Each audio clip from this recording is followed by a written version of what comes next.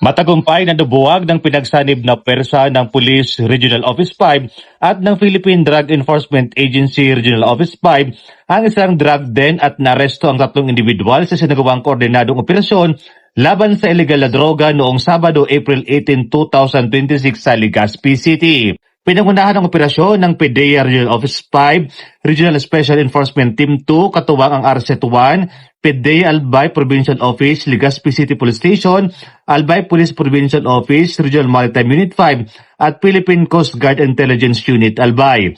Naaresto sa operasyon si alias Lita na kinilalang high-value individual at umano'y tagapamahala ng drug den, alias Felipe, kapwa residente ng Orosite, Legazpi City, at alias Ray, residente ng San Jacinto, Masbate. Nasamsam ng mga otoridad ang kabuang 8 heat seal transparent plastic sachet na naglalaman ng hinihinalang methamphetamine hydrochloride o shabu na may tinatayang timbang na 15 gramo at standard drug price ng 102,000 pesos.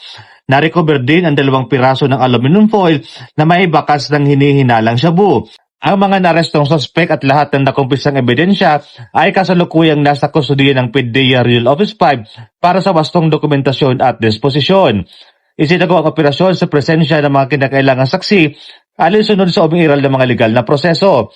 Paharap ang mga sospek sa kasong paglabag sa Republic Act 9165 o ang Comprehensive Dangerous Drugs Act of 2002.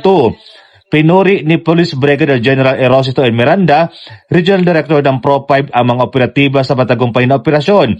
Binigyang diin niya ang kalagahan ng tuloy-tuloy na pagtutulungan ng mga ahensya ng batas sa paglaban sa iligal na droga.